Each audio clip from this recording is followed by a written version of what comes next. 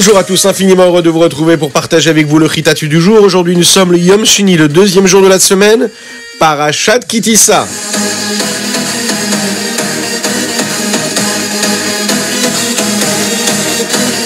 Aujourd'hui c'est le Ta'anit Esther, car ce soir c'est la fête de Purim qui va être célébrée ce soir et demain, Be'ezrat Hashem. Nous sommes le Yud Gimel Adar et Tafshin Pe Gimel, Shnatakel, l'année du rassemblement.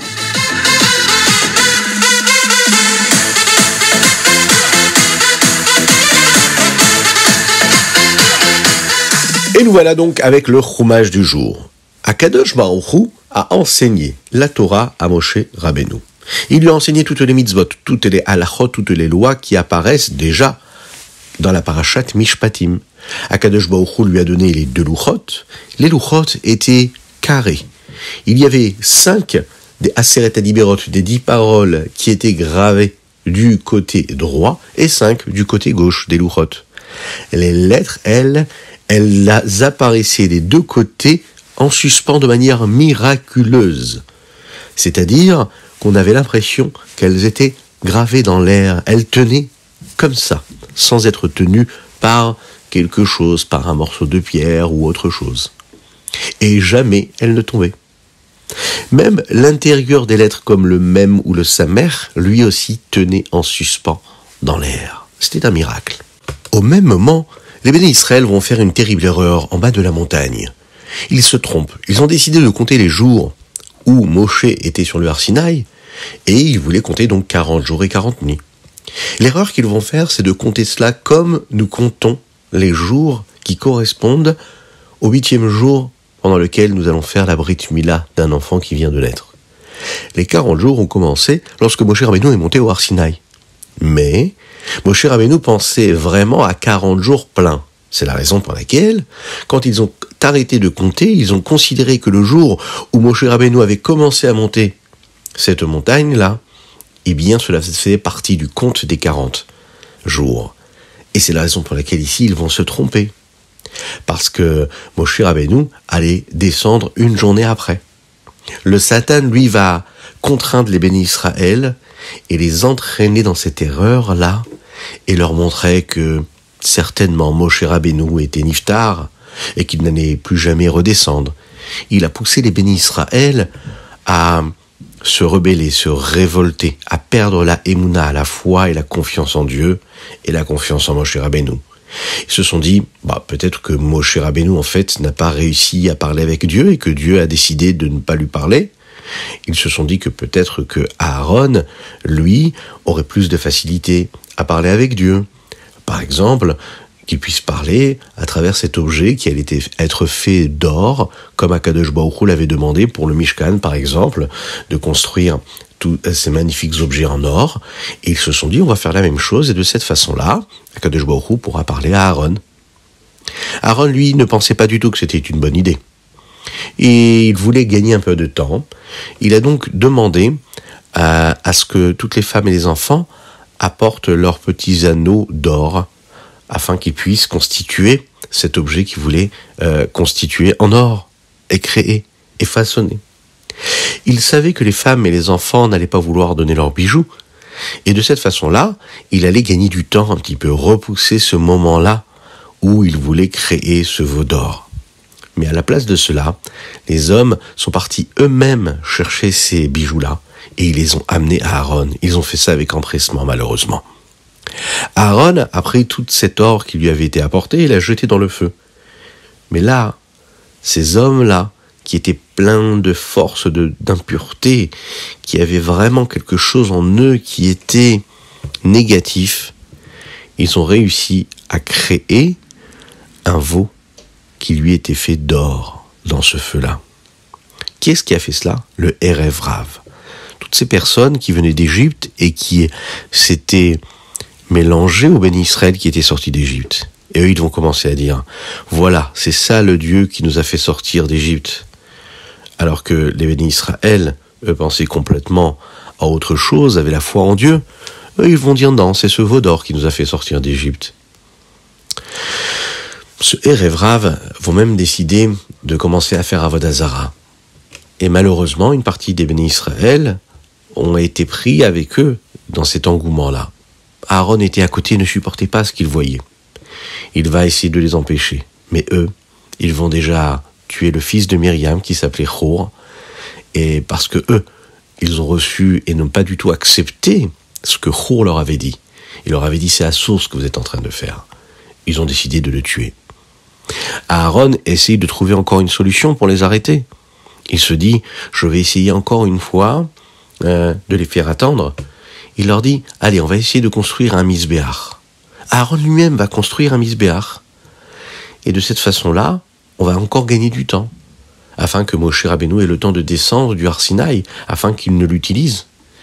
Mais le Satan a encore une fois poussé les bénis Israël à faire ses avérots. Ce jour-là, c'était le Shiva Asar Betammuz, le 17 Tammuz. D'ailleurs, c'est une des raisons pour lesquelles nous jeûnons pendant ce 17 Tammuz.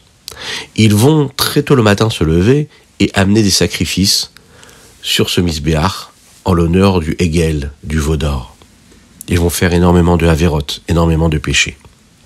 Akadosh Baruch Hu, voyant ça, dit à Moshe Rabbeinu, descends vite parce qu'ils sont en train de faire beaucoup de avérots. Le Erev Rav a poussé les bénis Israël à faire toutes ces fautes. Et ils sont à un niveau très très très bas de la Gdusha. Moshe a donc dû descendre du Har Sinaï pour aller voir ce qu'il se passait avec les bénis Israël. Et là, Kadosh Baruch Hu va dire à Moshe Rabbeinu, étant donné que les bénis Israël ont encore une fois fauté et qu'ils ne gardent pas la confiance qu'ils sont censés avoir en moi, je vais les détruire. Et je vais donner à Moshe Rabbeinu juste un petit groupe de nouvelles personnes qui, elle, constituera le nouveau peuple juif et que toi, Moshe Rabbeinu, tu devras guider. Moshe, quand il entend ça, il ne supporte pas. Il supplie à Kadosh Baruch Hu de ne pas détruire le peuple juif. Il va prier à Kadosh Baruch Hu qu'il pardonne les bénis Israël. Akadosh Baruch Hu, lui, va être d'accord. Il accepte de tuer uniquement ceux qui ont fait la faute du veau d'or et de les punir. Moshe va donc descendre du Har Sinaï, et avec lui, il porte les louchot. En bas du Har Sinaï, il attendait Yehoshua, son assistant. Il était là à l'attendre quand Moshe Rabbeinu est arrivé. Ensemble, ils ont été vers les bénis Israël. Et là, au loin, ils entendent des voix, ils entendent du bruit. C'est le bruit des combattants, les bénis Israël qui se révoltent, comme si qu'il y avait une guerre, un véritable combat. Il se dit, c'est curieux. Moshe Rabbeinu dit, non, ça n'est pas des voix de combat, c'est une voix de tristesse. C'est la voix et le son des avérots. Quand Moshe Rabbeinu arrive, il voit les bénis Israël en train de danser autour du Hegel Hazahav, du veau d'or. Il prend les louchot et il les jette à terre. Il décide de les briser, afin que les bénis Israël ne soient pas punis devant ces louchot-là, qui ne soient pas là en train de faire une faute, alors que dans les louchot, il y a les interdits de faire justement ces fautes-là du Hegel Hazahav. Il va jeter à terre les louchot, et elles vont se briser en plusieurs morceaux sur la terre. Les bénis Israël, eux, quand ils voient ça, ils sont impressionnés, et arrêtent tout de suite de servir le veau d'or. Moshe va prendre toutes les personnes qui avaient participé à cela, il les amène au tribunal, au Beddin, et il dit comme ça, toutes les personnes qui n'ont pas fait Avodah Zara, venez m'aider. Et les personnes qui faisaient justement partie de ce groupe-là, c'était le Shevet Lévi, la tribu de Lévi. Ils ont aidé Moshe à tuer et à punir toutes les personnes qui étaient arrivées. Il y avait 3000 personnes qui ont été tuées, malheureusement, à cause de ces fautes-là, du Hegel, du veau d'or. Et le lendemain, Moshe Rabbeinu va monter encore une fois au Har Sinaï pour demander à Kadosh Baruch Hu comment est-ce qu'il acceptera de pardonner les bénis Israël. Et Moshe va lui dire comme ça, si tu pardonnes les bénis Israël, tant mieux. Mais si tu n'acceptes pas de leur pardonner les fautes, alors à ce moment-là, tu peux effacer mon nom de toute la Torah. Moshe Rabbeinu aimait le peuple juif, et même lorsqu'il faisait une faute comme ça, il était prêt à donner sa vie pour eux, à demander à Kadosh Baruch Hu le pardon. Kadosh Baruch Hu lui dit comme ça, je suis prêt à effacer le nom des Réchaïm de la Torah, mais pas ton nom à toi, Moshe, toi tu es un tzaddik. C'est pour cela qu'Akadosh Baruch Hu a fait en sorte que tout celui qui a servi la Avodah Zara, lui aussi, a été puni, même si le tribunal ne l'avait pas puni avant. Akadosh Baruch Hu dit à Moshe de prendre le reste des bénis Israël et de les amener vers Eretz Israël, la terre d'Israël. Mais ce n'est pas Akadosh Baruch Hu lui-même qui les accompagnera, mais un malach, un ange. Moshe Rabbeinu va rester encore une fois dans le Har Sinaï 40 jours, et pendant ces 40 jours-là, il va ni manger ni boire. La seule chose qu'il faisait, c'est parler avec Akadosh Baruch Hu. Et à partir de ce moment-là, Akadosh Baruch Hu et Moshe Rabbeinu se rencontreront dans le Ohel Moed. Les Béné Israël, eux, se tenaient pour voir Moshe Rabbeinu qui entrait dans ce Ohel-là, et ils le savaient. Quand il y avait ces nuées qui descendaient sur cette tente-là d'assignation qui était le Ohel, eh bien, ce Ohel Moed est cet endroit où Akadosh Baruch Hu descendait pour parler avec Moshe Rabbeinu. Akadosh Baruch Hu parlait face à face, comme un homme qui parle avec son prochain. Moshe va enseigner au Béné Israël tout ce que Akadosh Baruch Hu lui enseignait à lui, et pendant tout ce temps-là, Yehoshua n'a quasiment jamais quitté le Ohel Moed où Moshe Rabbeinu se trouvait.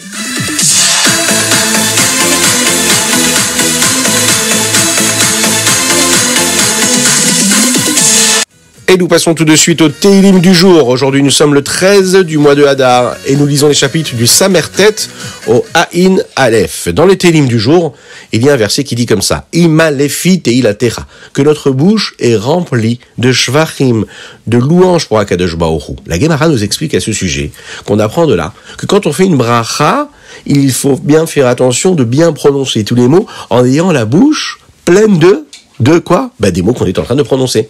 C'est pour cette raison que la halakha nous interdit d'avoir quelque chose dans la bouche lorsqu'on fait une bénédiction. Avouez que ça nous arrive souvent ça. Hop, on s'est souvenu à la dernière seconde qu'on n'a pas fait la bracha, et on a déjà le bonbon, le morceau de gâteau dans la bouche. Et on se dit, j'ai oublié de faire la bracha, je vais faire la bracha. Eh bien, sachez que c'est interdit. Notre bouche, imalefit et ilatecha, doit être remplie des mots que nous prononçons et pas d'autre chose. Donc, on va être bien vigilant. Et juste avant de manger, on garde la bouche vide de cette nourriture et pleine des mots qu'on est en train de prononcer pour remercier Hachem.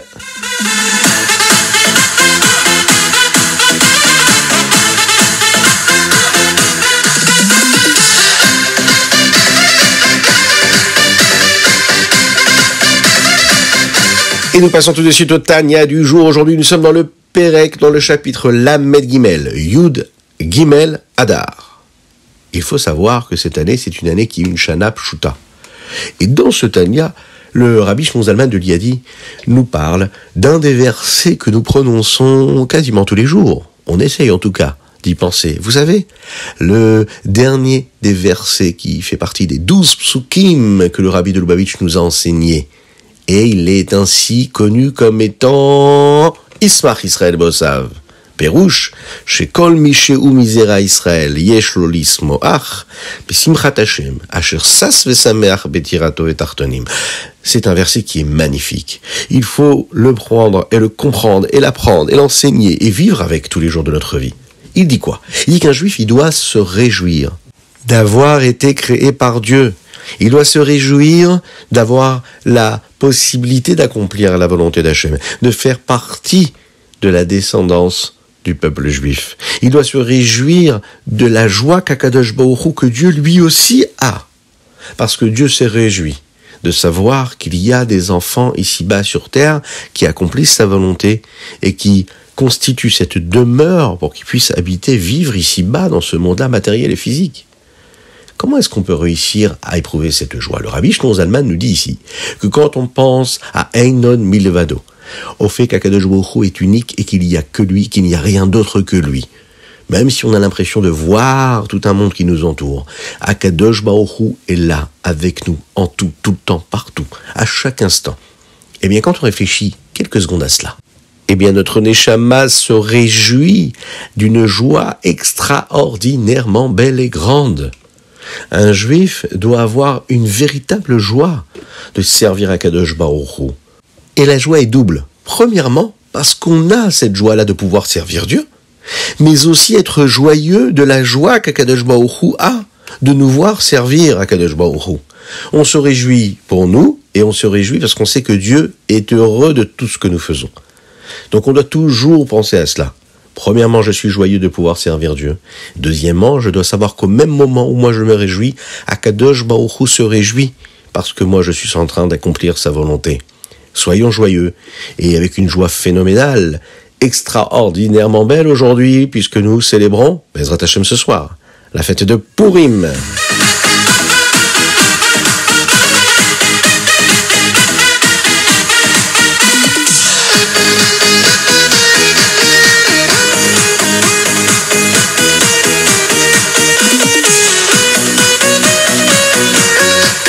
Et nous terminons avec le Hayom Yom du jour. Aujourd'hui, nous sommes le Yud Gimel Adar. Dans le Hayom Yom de la Shana Me'uberet, à savoir du Hadar Aleph, on nous rappelle qu'il ne faut pas dire Tzidkat Ra si Erev Purim tombe un jour de Shabbat. Là, en l'occurrence, aujourd'hui, nous ne dirons pas Tachanun pendant la Tfila de Mincha, puisque c'est Erev Purim. Lorsqu'un chassid étudie la chassidoute avec d'autres personnes, eh bien, il faut savoir, le rabbi nous dit dans le Hayom Yom, ça apporte beaucoup de simcha, de joie au Rebbeim.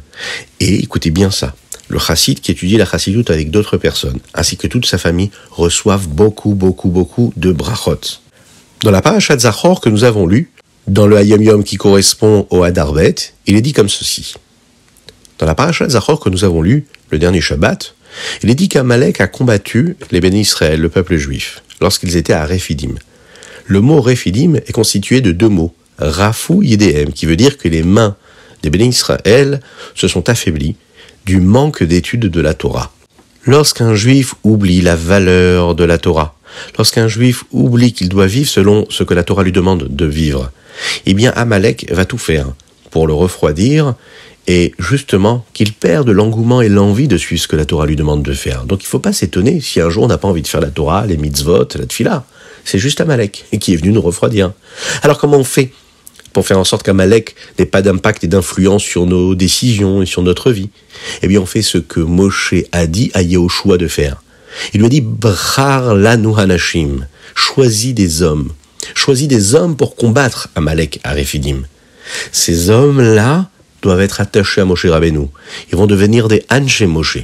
Eh bien, nous aussi, le Rabbi nous dit ici dans Hayom Yom, on doit s'assurer d'être des Anshe Moshe, d'être des personnes qui sont attachées, reliées au Nasiador, au chef de la génération. Moshe Rabbeinu de la génération. On doit s'attacher au Rabbi, au Tzadik, parce que c'est lui qui nous enseigne la Torah, qui nous donne la force et la vitalité de toujours combattre Amalek. Lorsqu'on n'a plus de force pour faire la Torah et les mitzvot, on doit se rappeler qu'on a notre Tzadik, qu'on a notre Rabbi, qu'on a notre Moshe Rabbeinu de la génération, et on s'attache à lui. Et avec cela, on a plus de force pour combattre Amalek. Dans le verset, il est dit comme ça. Tse ilachem ba'amalek. Sors pour combattre Amalek. Chacune et chacun d'entre nous, on doit nous battre avec cette vitalité-là pour combattre Amalek, afin de vivre avec la vitalité qui nous permettra d'accomplir la Torah et les mitzvot.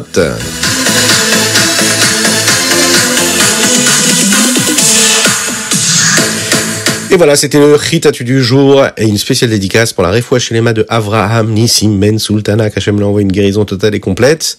N'oubliez pas de mettre la tzedeka, n'oubliez pas de mettre le machatzita shekel. Ce soir, juste avant Mincha, 3 pièces de 50 centimes d'euros, 3 pièces de 50 centimes de shkalim, ou peu importe, ça peut être aussi 3 cents, si vous êtes aux États-Unis, et que vous êtes francophone, et que vous nous écoutez, et oui, vous nous écoutez dans le monde entier, dans ce monde francophone, et ça c'est magnifique. Continuez à partager le Ritat, envoyez-nous vos dédicaces sur torahaudio.fr, que Dieu vous bénisse, passez une excellente fête de Purim Bezrat Hashem, et à très bientôt.